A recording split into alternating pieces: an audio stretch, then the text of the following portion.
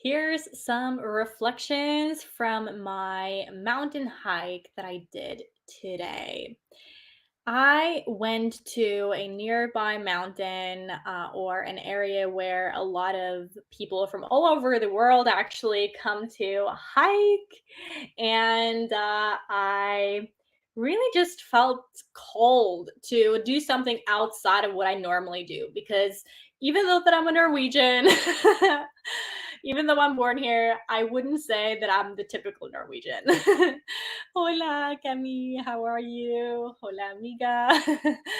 So I'm not the typical Norwegian. I don't go on lots of hikes or go, snowboarding or skiing or and stuff like that. But anyhow, I felt called to do that today. And so I invited my parents to come with me to this area, and we had such a nice little day. First going to a cafe, like a little local cafe, and then I went to this area where I could hike.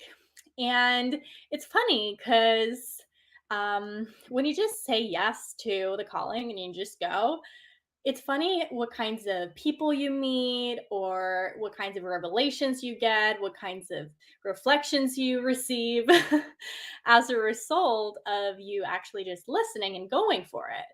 And here's one reflection that I got first and foremost. It's that I encourage you to not wait for someone else to initiate your great hike and your great journey because inevitably, if we do that, then that journey might not happen actually. And very often, what we tend to do is we tend to project into the future and be like, well, down the path, when X, Y, and Z is done, then I will do it. And I caught myself this morning having the same thought pattern of like, well, there's a lot of other things that I would like to attend to and do.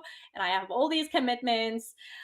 But when we say, when I do this, and only when I've done that, then I will do X, we get into this trap of, again, projecting into the future. And so we tend to then either wait for someone else to initiate that great journey or um, that place we want to go to or that activity we feel called to go on or that business we want to start or whatever it is, right? You name your calling, and it doesn't have to be big either. It's just listening and tuning in and being like, okay, if God's calling me to go hike today, I'm gonna do that without questioning it too much. Because what we tend to do is we overthink. And so what the reflection was for me was that it's all really up to you, and it's a beautiful responsibility to have. So when you have a calling, just say yes and go for it. And guess what? You might brighten someone else's path for doing so.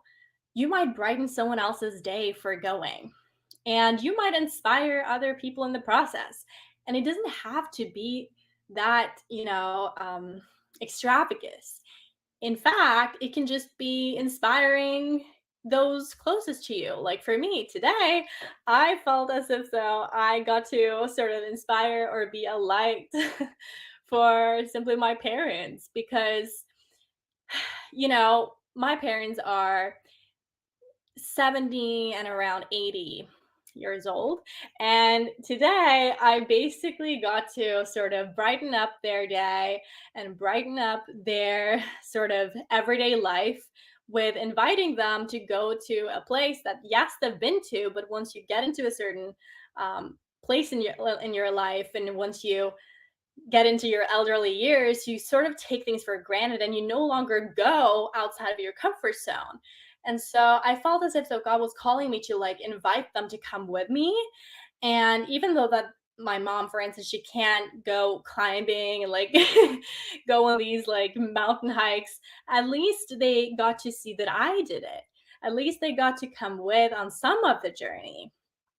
So in that way, you don't have to think so much of like who about whose path you will brighten by you saying yes to that hike or that sort of mountain that you attempt to climb, you will brighten someone's day when you go about that hike that God is calling you to go on. And these hikes, they don't have to be extravagant, right? They can be small. And it's beautiful that even in small human encounters, these are the encounters that we get to shine light.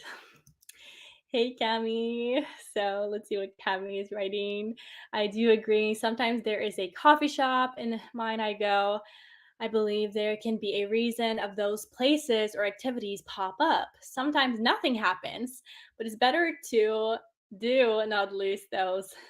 Yeah, well, absolutely. Yeah, absolutely. I think that too. And this is what kind of comes to the surface and what you become mindful of and what you no longer sort of overlook once you sort of get into a relationship with God. You stop questioning so much, you stop overthinking so much. You just, whenever you feel that initiative or feel as if you, though you might get a vision, or you might like for instance this morning I just woke up and I was just so grateful. I had so much thankfulness for my ability to be able to walk again.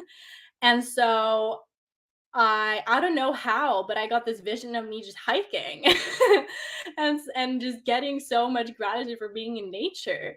And without questioning too much, you just go, and then you have no idea what might happen as a result of that, but that's not up to you. The how is not up to you. So thanks for sharing, Cami. I so agree. And just like with you, Cami, when you went to that co-working space and you probably got a little bit of like an initiative or initiation to go there, then it's so interesting how when you went there to that place and then I went there and you had already seen me online, it's so cool how God kind of led us and to meet each other there, Cami. And that, yeah, these encounters keep happening. And yeah, that's what I was thinking. Yeah, beautiful, Cami. I am so grateful for it. And the more that you take notice of the beautiful sort of synchronistic events that happens as you say yes to that little hike, even the hike to the cafe or wherever it is, it's amazing. Yeah, what happens as a result of that? You deepen your relationship with God through saying yes and seeing what happens as a result of it. And another reflection that I had from the mountain hike was focus on only the next step. Don't look back or forward too much. That way, you won't lose balance, get too exhausted, or lack enjoyment in the journey.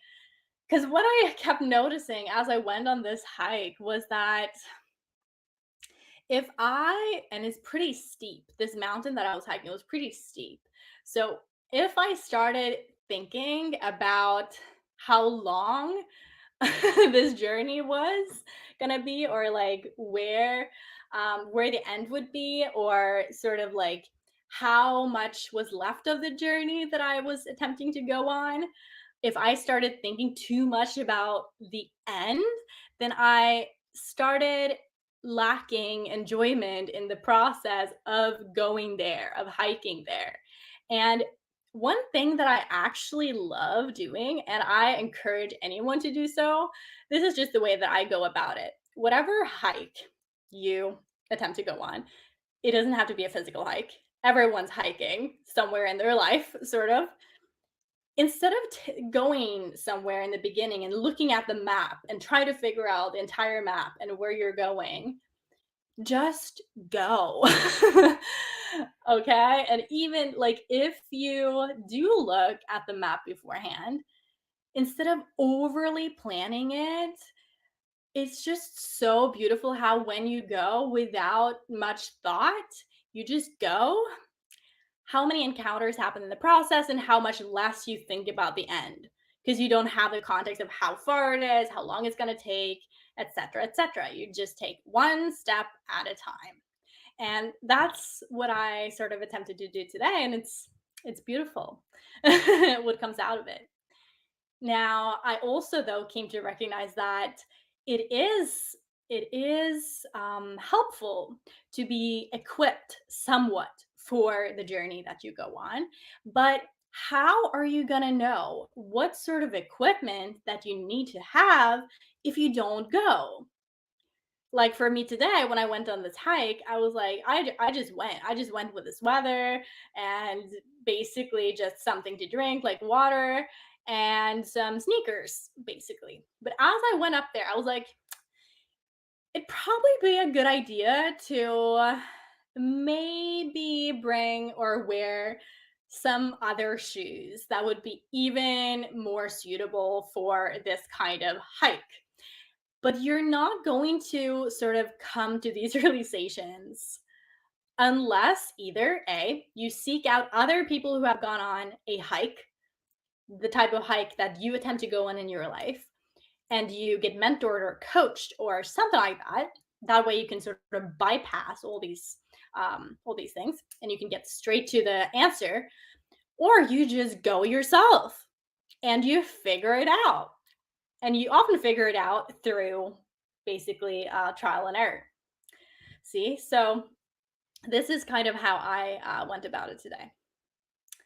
So again, focus on only the next step, and that's it. And then furthermore, the next reflection that I have is that time passes quicker and you find more and greater fulfillment when you share the journey with others. But if you do go on your own, like I did today, you do build endurance in your spirit because you get to then go on the journey by yourself, sort of, and you get to connect more sort of with God and with nature and don't have to like always talk or even when you go with others, of course, it's amazing to have a support system and you get to rely on each other and back each other up as you go on the hike. So that's what's so beautiful about going on hikes. But the thing is that when you, let's say, just wait a second, mom. When you go on the hike, it's it's beautiful to go on your own, but it's also beautiful to go basically with others. And there's pros and cons with everything. This is my mom that came with me today. So these are the reflections that I got today, right? It's do not wait for someone else to initiate your great hike and journey. Focus on only the next step. Don't look back or forward too much. And time passes quicker and you find greater fulfillment when you share the journey with others. But if you do go on your own, you do build endurance in the process and in your spirit as well. So those are the takeaways. I think that my mom is was trying to get my attention to go have dinner because I'm so lucky and so grateful to be at home where I grew up now. And I'm here for the summer. I am a wedding photographer in addition to sort of also studying the Bible right now and sort of receiving revelations as to what the next steps are for me. And that's where I'm at in my journey right now. So the message that I wanted to come through today is relating again to mountain climbing. And it's not necessarily actual physical mountain climbing, it's metaphorically as well, because we all go on mountains. If we're not sort of coming down from a mountain, we're entering one. That's kind of how I see it. And when you see it that way, you no longer go around expecting necessarily that you're gonna reach kind of a plateau and that is gonna stay like that forever. And that's how things get to be exciting too. So have a great day. I'm looking forward to the next week. And yeah, I will see you tomorrow. Ciao, ciao.